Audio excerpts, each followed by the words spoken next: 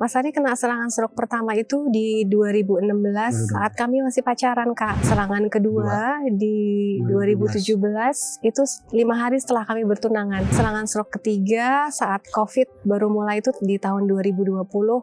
Itu yang paling fatal, Kak. Setengah badannya lumpuh sebelah kiri. Dia itu adalah malaikat saya, malaikat tanpa sayap. Karena kalau gak ada dia, jadi yang ketiga itu kan benar-benar lumpuh saya.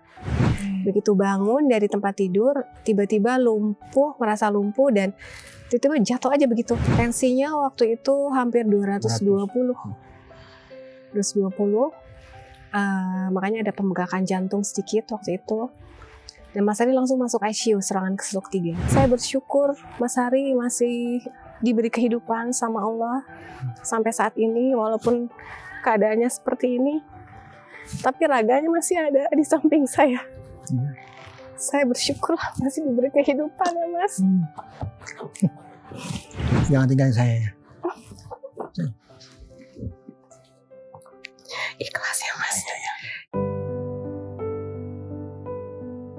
Halo pemirsa, sahabat saya yang akan bercerita di Hati ke Hati kali ini adalah seorang presenter program televisi misteri Dunia Lain. Populer di awal 2000-an, sosok beliau dengan suaranya yang tegas, pembawaannya penuh wibawa, berhasil membangun atmosfer mencekam yang menjadi ciri khas acara tersebut. Namun di balik sorotan kamera dan popularitasnya, kehidupan Hari berubah drastis ketika 9 tahun yang lalu ia terkena serangan stroke yang membuatnya harus berjuang keras untuk pulih. Selama masa-masa sulit itu, ia tidak sendirian. Sang istri setia mendampingi, berperan sebagai caregiver utama yang tak kenal lelah merawatnya. Dan kini, meski fisiknya belum sepenuhnya pulih, ia sudah bisa kembali menjalani hari-hari dengan semangat. Inilah Hari Panca dan sang istri Imelda Laksmi.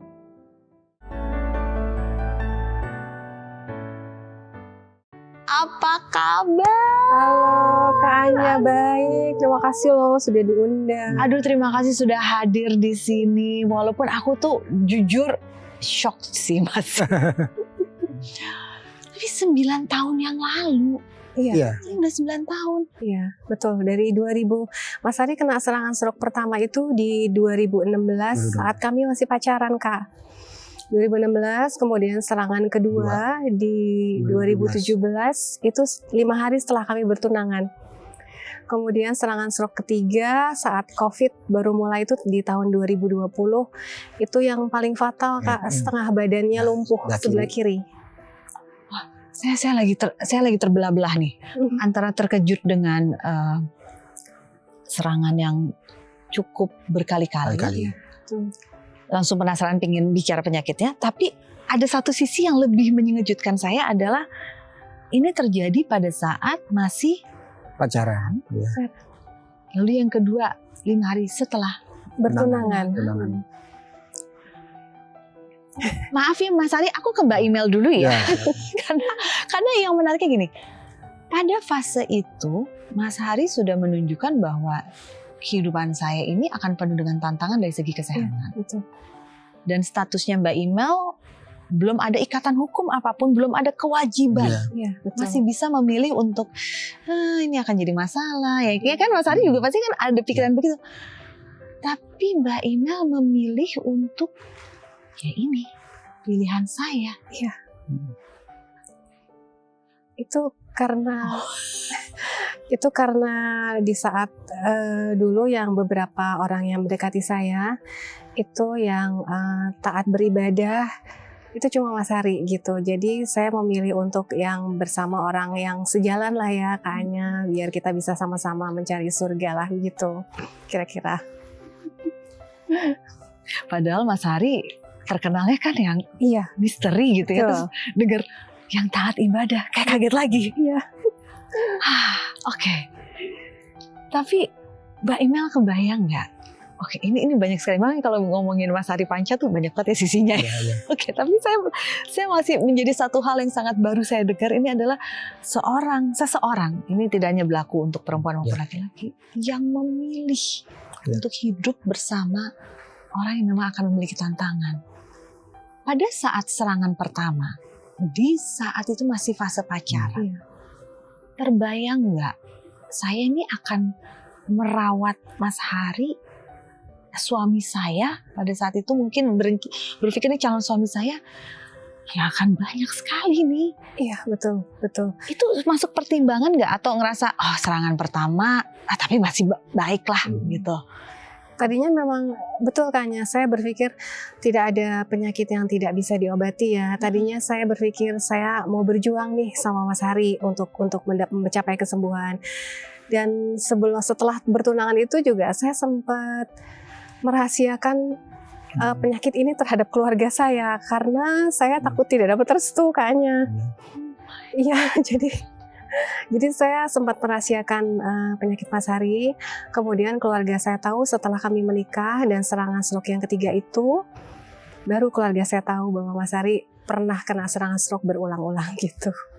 Bagaimana reaksi keluarga saat Kaget dan kedua orang tua saya cuma bilang itu sudah menjadi pilihan kamu. Kamu harus tetap bersamanya, tetap merawatnya. Tidak boleh terjadi perceraian. Satu langkah awal dalam memilih dari beberapa calon yang ada, Mbak Imel sudah memutuskan, ya ini yang akan secara hati sudah terasa. Tapi kan terkadang gitu ya, orang sekarang kan mengatakan hati boleh berkata apa, tapi tetap harus kita pikirkan secara logika.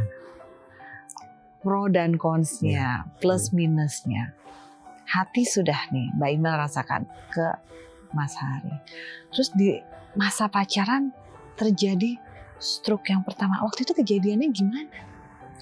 Kejadian pertama lagi ngapain? Pertama itu saya lagi meeting. Aduh. Lagi meeting, tiba-tiba saya ada rasa mau agak enak pusing dan gitu. Saya mau ke kamar mandi, saya bantu. Bentar, saya bilang temen saya, tolong dong. Kayak gue takutnya saya kenapa-napa sih bang itu. Saya nggak tahu kalau itu stroke. Pas saya ke kamar mandi, muntah ya. muntah nggak jadi gitu, kayak muntah tapi udah mau mual tuh nggak jadi. Disitulah saya lemas. Akhirnya saya dituntun lagi ke kursi dari toilet kan ke kursi. Setelah itu baru wah ini kayak mesti ke rumah sakit nih gitu. Itulah baru saya tahu itu stroke ringan pertama. Tapi saya nggak tahu itu stroke. Pokoknya ini stroke gitu. Oh kaget juga saya. Tapi itu stroke pertama itu cuman kurun waktu kira-kira 5 hari lah. Baik lagi total. Sembuh. Itu 2016. Oke.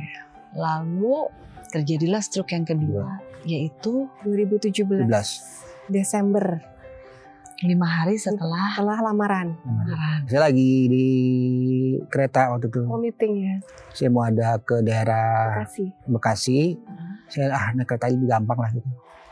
Udah dari kereta, pas di kereta itu saya pegangan tangan nih, pas itu kok lagi tambah lemes nih gitu. Tapi sebelah kanan aja. Akhirnya kan sebelah kiri masih normal, kiri kanan masih normal, jadi cuma tangan kanan aja. Jadi seperti gak ada tulangnya. Saya langsung turun di stasiun berikutnya. Langsung saya ada di situ ada ojek ya. Karena kalau yang lebih cepat ojek kan. Langsung ke rumah sakit. Sendirian saya ke rumah sakit. Daftar ke rumah sakit sendirian ya. Saya ke bantu saya ke rumah sakit PON, saya bilang gitu. Oke, berangkat. Di sana saya langsung daftar sendiri. Suster, saya mau daftar pasien. Siapa yang sakit? Saya. Wah, langsung buru-buru. Itu cara sigap. Terus stroke yang kedua. Gitu. Ini benar-benar sendiri saya. Daftar semua sendiri. Langsung, untungnya masih bisa berpikir dan masih bisa berdiri gitu kan. Bisa berpikir normal ya. Iya. Nggak diambil kayak bicaranya masih lancar kan. Lebih lancar dari ini sekarang. Iya, makanya. Okay. Dan memori nggak diambil gitu kan. Terus pada saat itu memberitahu Mbak Imelnya bagaimana? Setelah beberapa hari Mas Hari dirawat, kemudian kerabat Mas Hari telepon ke saya dengan berhati-hati gitu, telepon bahwa Mas Hari ini kena serangan stroke lagi yang kedua gitu. Kemudian keluarga juga di balik itu berharap memohon kepada saya untuk tidak pesta pernikahan tetap harus digelar gitu kan ya, tetap harus digelar, memohon kepada saya untuk tidak meninggalkan Mas Hari gitu. Tapi memang saya dasarnya mungkin sudah cinta ya kayaknya, memang sudah satu rasa lah gitu. Jadi ya saya nggak terpikir boro-boro mau ninggalin, justru fokus saya kepada bagaimana Mas Hari bisa sehat kembali gitu. Komitmen dia ada waktu bilang, saya itu menikah cuma mencari surga di kamu gitu. Itulah kata-kata yang masih nempel sekarang di saya itu yang sampai sekarang. Berarti emang kan kalau surganya perempuan kan saya gitu, di suami kan, itu istri suami. Itu wah, benar pengorbanannya besar banget dan memang dahsyat saya bilang. Itulah saya tambah inilah ke dulu. Walaupun secara manusiawi sempat terpikir, aduh pasti ini bisa ditinggal. Rasa takut ada, saya takut ditinggal dia ada. Saat itu lahir batin. Keluarga Mbak Imel tidak tahu Kak. Tidak tahu. Sampai pernikahannya sudah terjadi. Jadi ya belum tahu. Awalnya tuh rencananya emang mau di-keep dari keluarga selamanya, atau kalau tidak terjadi serangan stroke ketiga, akankah terungkap bahwa Mas Hari sebelumnya pernah stroke, atau akan rencananya emang udah keluarga nggak usah tahu? Emang rencana pasti kan namanya kebohongan pasti akan terungkap ya kayak pasti. Nah di tengah perjalanan mungkin saya nanti akan mencari waktu yang tepat. Tapi keburu Mas Hari serangan stroke yang ketiga. Jadi mereka cukup kaget sih gitu, cukup kaget dan kedua orang tua saya juga bilang sudah menjadi resikomu nak, jadi tetap Mas Hari harus disupport gitu. Bagaimana ceritanya yang ketiga? Aduh saya nggak kebayang. Mana ketemu Mas Hari sekarang itu kayak 3 kali stroke loh. Iya. Kalau keempat fatal. Maksudnya gitu bisa. Makanya saya bilang ke dia itu adalah malaikat saya, malaikat tanpa sayap. Karena kalau ada dia, jadi yang ketiga itu kan benar-benar lumpuh saya. Yang ketiga itu berarti kejadiannya kapan? Kejadiannya itu jadi gini, kebetulan kami itu waktu menikah kan itu baru pernikahan yang kedua kan, tahun kedua ya. Jadi Mas Hari kena serangan stroke ketiga itu usia pernikahan kami baru kedua tahun. Jadi kami sempat LDRan tuh Bandung Jakarta. Mas Hari kan mencari nafkah di Jakarta. Saya kebetulan di Bandung Kak. Serangan stroke ketiga itu Mas Hari mau sholat maghrib. Mau berangkat sholat maghrib berjamaah, biasa dia selalu di masjid. Begitu bangun dari tempat tidur, tiba-tiba merasa lumpuh dan tiba-tiba jatuh aja begitu, jatuh ke lantai. Tangannya sampai jatuh ke bawah, menggapai pintu tuh kesusahan. Sendirian di kamar itu. Di kamar, kebetulan ada orang rumah yang kerja di rumah, akhirnya dibawa langsung ke rumah sakit di PON di Cawang. Kemudian nyatakan sama dokternya serangan stroke ketiga. Tensinya waktu itu hampir 220. Makanya ada pembengkakan jantung sedikit waktu itu. Dan Mas Hari langsung masuk ICU serangan stroke 3. 5 hari di ICU. Tapi masih sadar sih Kak. Sadar tapi ngomongnya masih ngaco. Agak ngelantur gitu ya. Agak ngelantur, masih ngelantur. Nah saat itu orang rumah di Jakarta ngabarin saya di Bandung. Ini tumben nih si Mbak di rumah telepon saya gitu. Ada apa? Saya udah feeling tuh kayaknya. Pasti akan terjadi sesuatu sama Mas Hari. Karena nggak mungkin dia tuh telepon saya tuh jarang kalau nggak ngabarin yang penting, pasti ada sesuatu. Bener aja ngabarin, kemudian Mbak ini Mas Hari serangan stroke lagi yang ketiga, sekarang ada di rumah sakit PON di ICU. Saat itu pikiran saya udah kemana-mana, udah yang bayangan saya tuh Mas Hari udah nggak ketolong gitu karena udah di ICU dan mengingat sudah serangan yang ketiga kan Kak gitu. Terus saya di jalan, sepanjang jalan dari Bandung ke Jakarta tuh kayak kaki saya tuh nggak napak gitu di mobil ya. Kayak sedih lah kayak ngebayangin apa yang saya belum melihat fisiknya seperti apa kan saat itu. Begitu sampai rumah sakit tuh dia masih sadar tapi ngomongnya masih ngaco ya, masih nggak fokus lah, masih nggak fokus lah. Saat itu kemudian dokter manggil saya. dokternya setengah menyalahkan saya gitu. Ini kenapa tidak dijaga gitu? Karena Mas Hari ini kan hipertensi, jadi tidak boleh tidak minum obat, jadi harus rutin. Karena Mas Hari tipe orang yang susah kalau minum obat, jadi dari diri dia sendiri. Jadi kalau saya ngingetin obat tuh pakai perang dulu gitu. Jadi ya begitulah. Jadi mau nggak mau ya dokternya, kenapa tidak dijaga suaminya harus minum obat, tidak dijaga, makanya sampai serangan berulang dan ini fatal gitu. Nah, setengah badannya saat itu lumpuh, setengah, kemudian setelah itu 5 hari DSU, 4 hari kemudian perawatan biasa, kemudian yang paling berat ya di rumah ya, merawat sendiri tanpa caregiver. Iya. Itu aduh luar biasa ya. Apa ya? Karena Mas Hari ini nggak mau dirawat dengan caregiver, tidak mau, mungkin risih ya, walaupun caregivernya laki-laki. Jadi maunya dengan saya, terus dengan saya BAB, BAK semua dengan saya.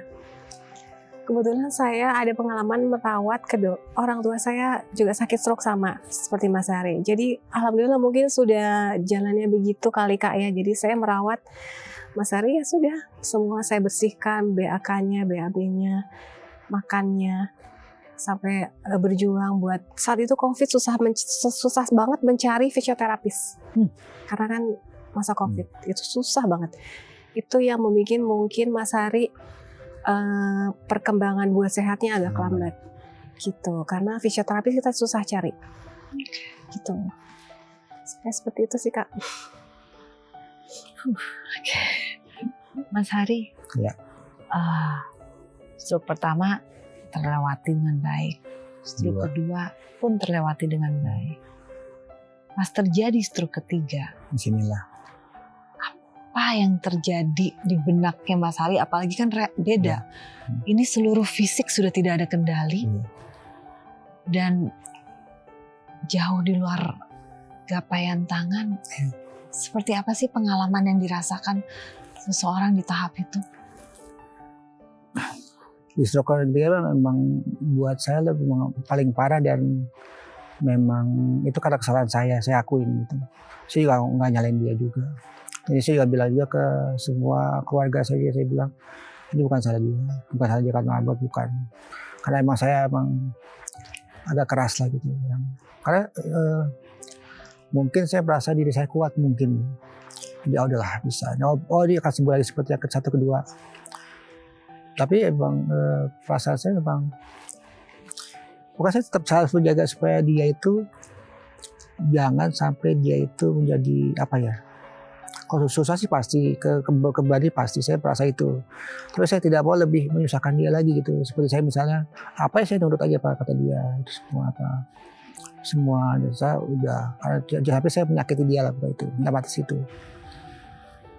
Oke.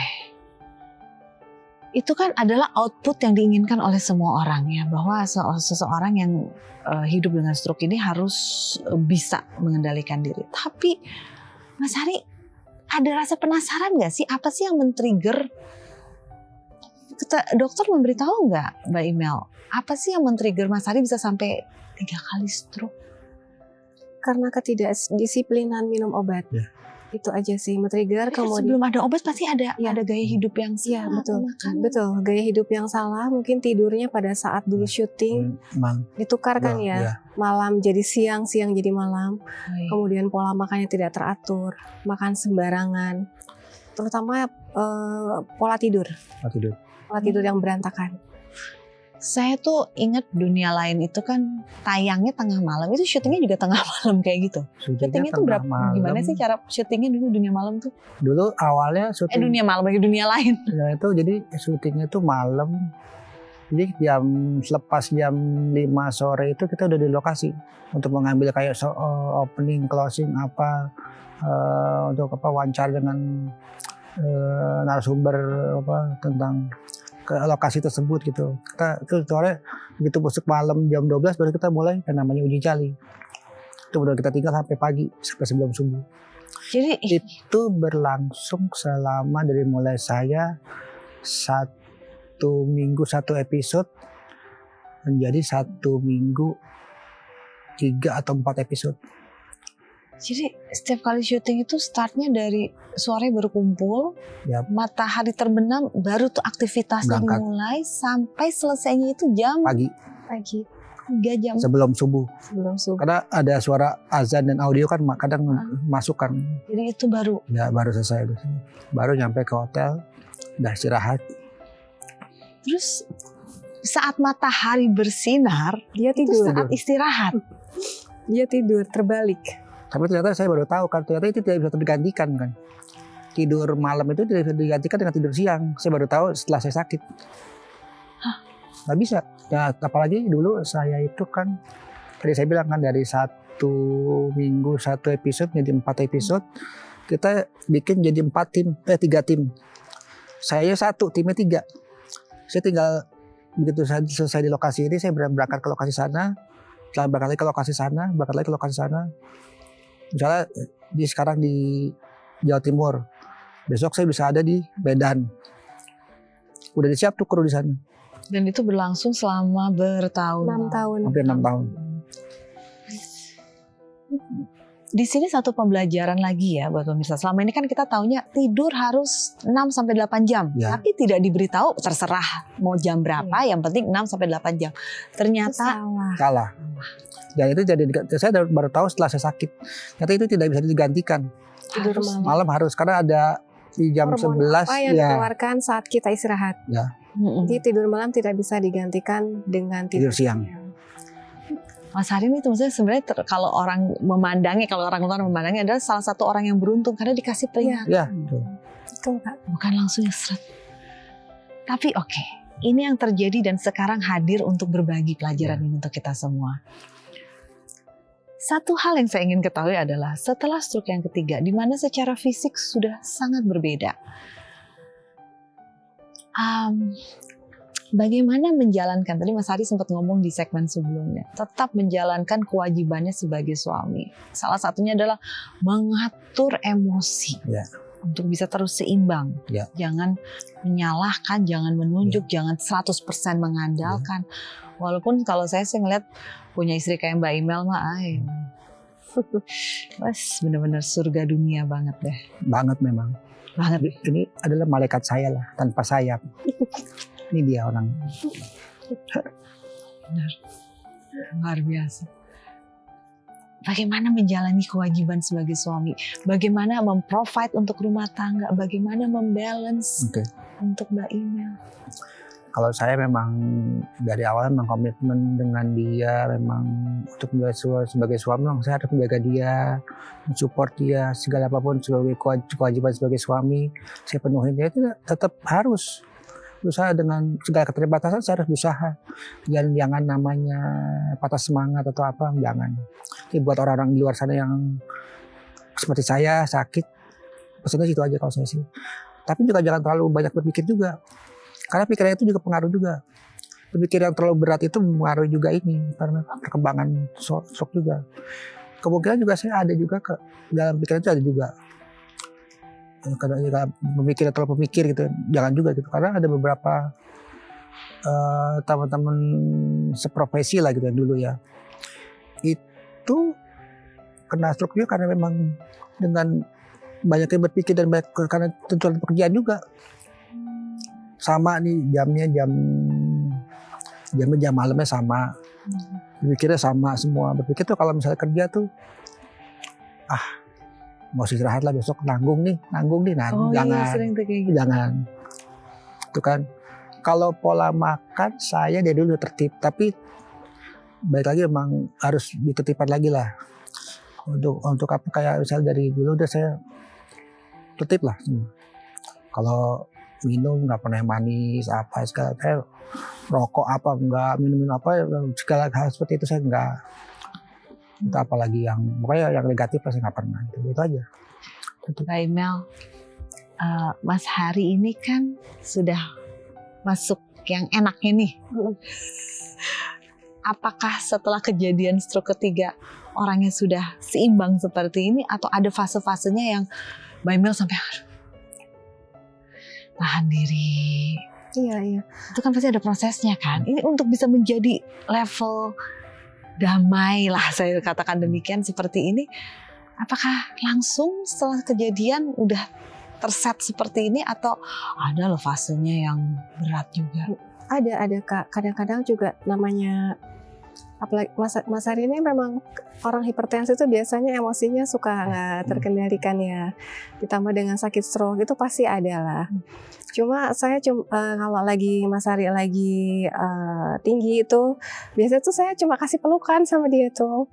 Saya peluk terus saya bilang di telinganya, sabar sayang, sabar ya, sabar. Cuma itu yang bisa saya lakukan, dan itu ternyata memang membuat Mas Ari langsung dari up langsung down, langsung turun emosinya. Apa yang bisa membuat Mas Ari sampai naik lagi pada saat itu? Ya itu seperti tadi mungkin yang dulunya Mas Ari kan bisa melakukan apa-apa sendiri kan Kak, apa-apa sendiri tidak pernah dilayani. Sekarang kayak mengambil gelas, makan, mengambil sendok, bahkan kayak makan telur pun harus saya bagi-bagi dulu supaya dia bisa makan. Karena kan memotong telur dia juga sudah lemah kan, agak susah. Jadi mungkin kadang-kadang tidak terlihat omongannya, cuma kelihatan kan dari raut mukanya itu emosinya kan memotong itu. Jadi saya punya strategi sebelum Mas Ari emosinya tinggi, saya sudah melakukan hal itu. Kayak makan gitu, mau motong. Misal sukanya kan dia makan telur tuh Kak. Telur dipotong sebelum dia makan, saya sudah saya bagi dulu. Jadi sebelum emosi itu datang, saya sudah melakukan supaya dia nggak emosi, sudah saya tata di meja begitu. Kurang lebih seperti itulah yang bisa saya lakukan ya buat memendam emosi, salah satunya itu. Itu kan Mbak Imel yang sudah melatih diri untuk bisa menangkap signal-signalnya sebelum terjadi apapun. Iya. Pasti lelah banget kan Mbak? Kan kita juga manusia. Iya betul. Juga ada keterbatasan, juga ada perasaan. Wah banyak sekali Mbak, ini mungkin bisa dibilang untold story-nya caregiver ya. Iya. Ya sih bisa dibilang. Mungkin caregiver di luar sana juga mungkin sama merasakan seperti saya ya. Terutama kayak kehidupan itu jadi monoton ya Kak ya. Kehidupan jadi monoton, yang tadinya kita bisa beraktivitas di luar dengan hobi kita, kesukaan kita. Jadi hidup kan harus monoton. Dari pagi kita harus melakukan hal yang sama sampai mau tidur lagi. Pagi kan harus mempersiapkan sarapan, memandikan, membersihkan kotoran, BAB, BAK, minum obat, dan kembali tidur kembali. Itu kan yang monoton ya. Mungkin yang tadinya orang tidak terbiasa harus masuk ke fase itu mungkin kaget pasti ya, kaget. Tapi dengan sendirinya alhamdulillah saya bisa menerima itu semua ya. Kemudian ada juga yang kebiasaan-kebiasaan yang berubah ya 180 derajat. Kayak kita pergi ke satu tempat, kita pengen makan dengan keluarga ke satu restoran, itu saya sampai browsing dulu Kak, apakah ada fasilitas untuk kursi roda, apakah Mas Ari nanti nyaman. Mas Ari harus duduk bersandar seperti ini kan, dia nggak bisa duduk di kursi misalnya tanpa sandaran, nggak bisa duduk di kursi yang tanpa sandaran itu Mas Ari nggak bisa. Itu saya benar-benar harus survei gitu. Kemudian jam malam yang pasti berantakan ya, karena kan malam pasti terbangun untuk pipis, untuk apa, kita pasti kebangun untuk membuang kotorannya gitu kan. Itu jam malam yang berantakan, itu saya yakin pasti semua caregiver merasakan itu gitu. Itu sih kesulitan yang saya rasain ya selama menjadi caregiver selama ini. Bagaimana melatih emosinya sih Mbak? Mungkin karena pada dasarnya saya orangnya memang dasarnya memang sabar ya. Memang saya selalu memposisikan diri saya ada di orang itu gitu loh Kak.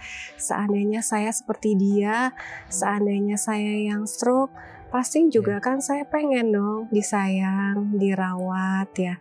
Mungkin itu sih yang membuat saya bisa seikhlas seperti sekarang ini.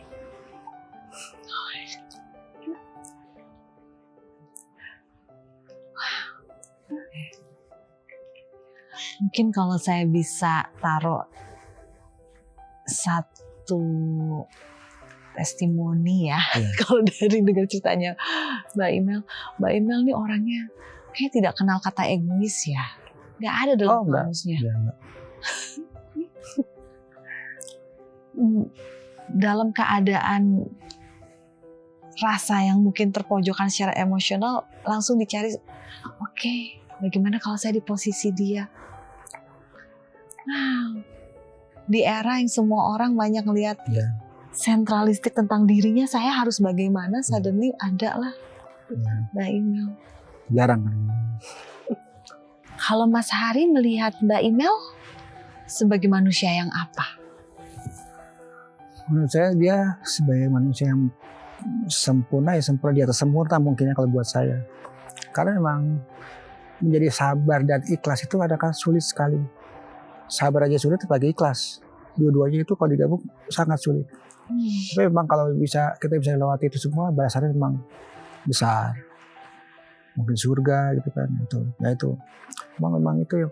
Makanya saya pun juga berusaha sebisa mungkin untuk melakukan itu, sabar dan lebih sabar ya dalam menjaga emosi dan segala. Karena saya juga menjaga semua perasaan dia juga saya jaga, karena saya tahu kesulitan dia melawat saya seperti apa, saya juga merasakan juga.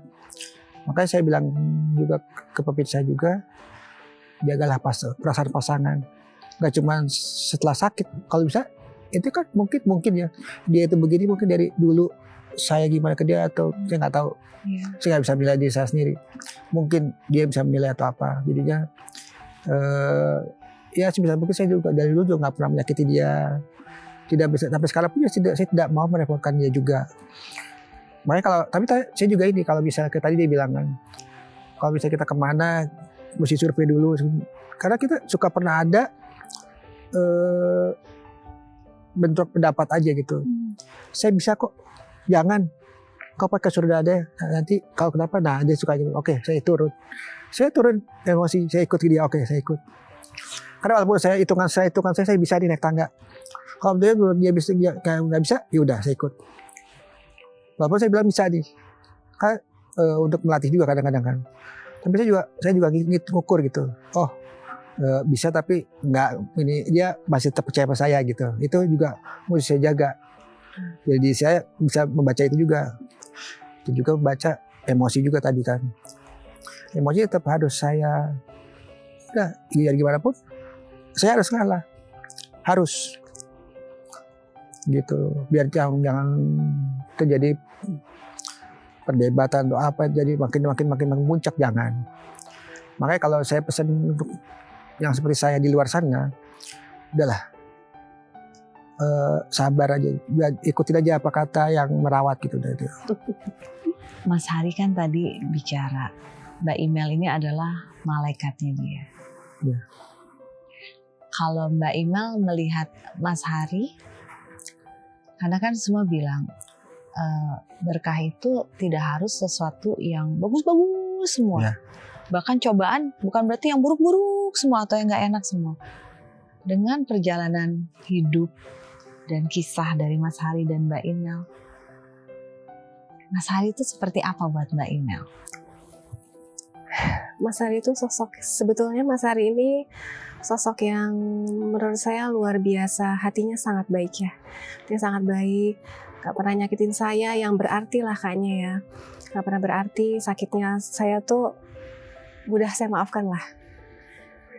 Mas Hari juga tipe laki-laki yang sangat bertanggung jawab, tetap memenuhi kebutuhan rumah tangga walaupun sakit. Alhamdulillah sih Mas Hari sejak serangan stroke ketiga ini masih diberikan kehidupan ya sama Allah.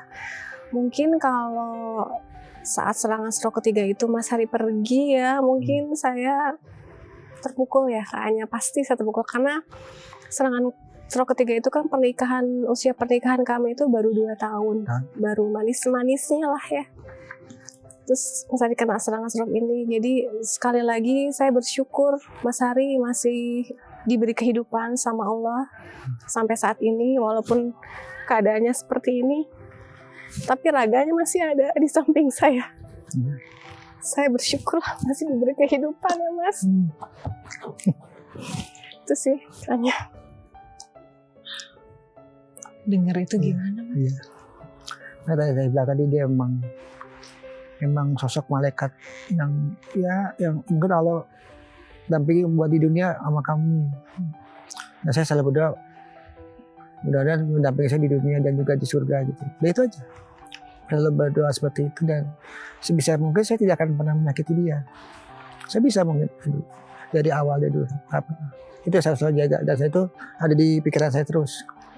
Sampai saya, kalau misalnya contoh di kehidupan sehari-hari, saya mau apa, saya tanya dia dulu. Selalu, saya nggak pernah mau sendiri tiba-tiba nanti ngerepotin dia. Contoh misalnya saya, bisa jalan sendiri tiba-tiba jatuh, jadi ngerepotin dia kan. Itu saya hindari. Tapi saya bilang, coba saya mau belajar jalan ke situ, tolong bantu. Gitu. Jadi saya belajar sendiri untuk sendiri, iya. Tapi saya nggak mau supaya ngerepotin dia juga. Ya sampai mau bisa nih, tapi kok jadi ngerepotin pasangan gitu, yang menjaga juga gitu kan. Itu saya jaga itu semua. Karena nanti kalau udah saya jatuh, emosi dia naik. Tuh kan kayak gitu. Saya nggak mau seperti itu. Maka saya selalu jaga itu. Itu apa yang dilakukan oleh Mas Hari adalah salah satu keinginan dari banyak perempuan kayaknya. Yaitu ikut dipikirkan, kalau saya ingin sesuatu, kira-kira akan berdampak apa ya untuk orang-orang sekitar saya. Dalam hal ini Mas Hari memikirkan apa dampaknya buat Mbak Ina. Susah loh dapetin orang yang punya pemikiran kayak begitu. Biasanya apalagi dalam kondisi yang ada kayak ya kondisinya Mas Hari itu kadang-kadang dalam tanda kutip ada pembenaran untuk bersikap apapun yang di luar orang pada keadaan normal. Tapi Mas Hari memikirkan nggak bisa.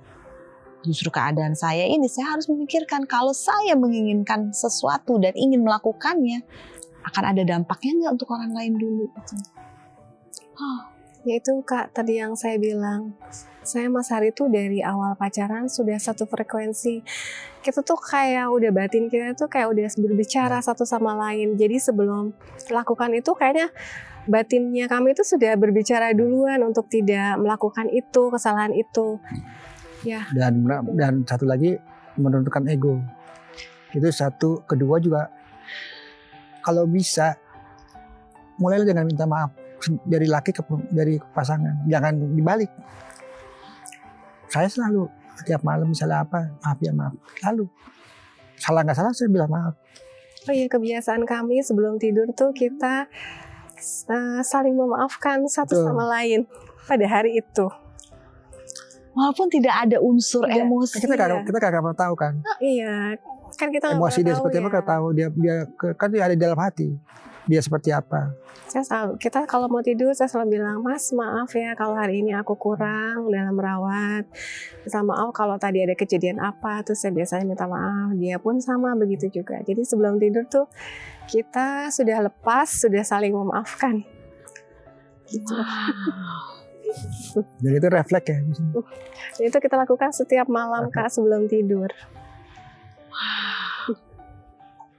Wow, tips rumah tangga harmonis. Tapi saya rasa itu tidak hanya harus dalam rumah tangga, dalam keluarga antara orang tua dan anak juga itu bisa. Iya betul. Tidak hanya antar pasangan. Karena benar apa yang dikatakan oleh Mas Hari dan Mbak Ina, kita tidak tahu bagaimana perasaan orang. Kita merasa kita tidak melakukan kesalahan apapun. Kita merasa hari itu tidak ada ketersinggungan apapun, nggak ada rasa emosi yang tinggi. Tapi kita nggak pernah tahu. Sederhana tapi asal dilakukannya dengan tulus. Jangan hanya sekedar basa-basi kata-kata saja. Wow, ini sih sebenarnya tidak ada komunikasi yang tidak tertahankan ya. Semuanya berjalan dengan lancar. Tapi saya penasaran kalau dipancing dengan kalimat-kalimat yang belum lengkap, kira-kira akan seperti apa yang keluar ya? Aduh, oke. Mbak Email, Mas Hari, jadi di dalam sini ada kertas yang berisikan kalimat yang belum sempurna. Harus dilengkapi dengan apa yang dirasakan oleh orang yang megang kertas itu kepada lawan bicara. Okay. Aku dulu Kak. Nah, dipegang dulu saja, diambil dulu. Di sini ada berapa? Mas Hari mau ini? Ya, enggak apa. Nanti bisa dibuka. Oke. Nanti saya bantu buka ya. Ya, boleh. Mbak email terlebih dahulu mungkin Dulu? boleh? Yes. Bismillah. Langsung dibacakan ke Mas Hari. Tanpa kamu, hidup aku mungkin akan hampa, sedih. Kalau Bayang. kamu pergi, kayaknya aku mendingan pergi aja. Sama, jangan. Mendingan Nggak saya duluan yang bisa. pergi. Jangan Nggak kamu. bisa nggak ada kamu. Jangan. Nggak apa-apa, keadaannya kayak gini ya. Iya. Ya, kita usaha sama-sama ya. Udah, Jadi kalau gitu menikahnya udah berapa tahun? kita jalan 7 tahun. 7 tahun. Pernikahan yang ke-7. Tujuh. Rasanya jadi ikutan pengen pacaran. Mas Hari, Sorry, Ya, aku boleh. bantu ya.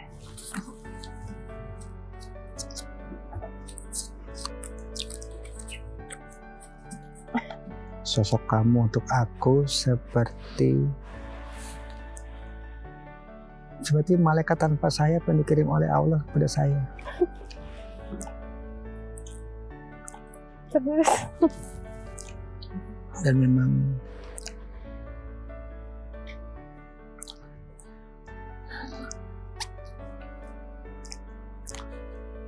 jangan tinggalin saya ya.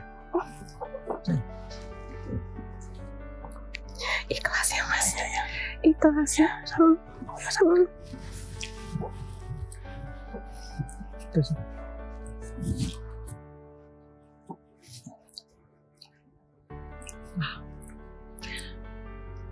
padahal Mas Hari ngomongnya ke Mbak Email, kok saya ngerasa ya, the words, jangan tinggalin saya ya.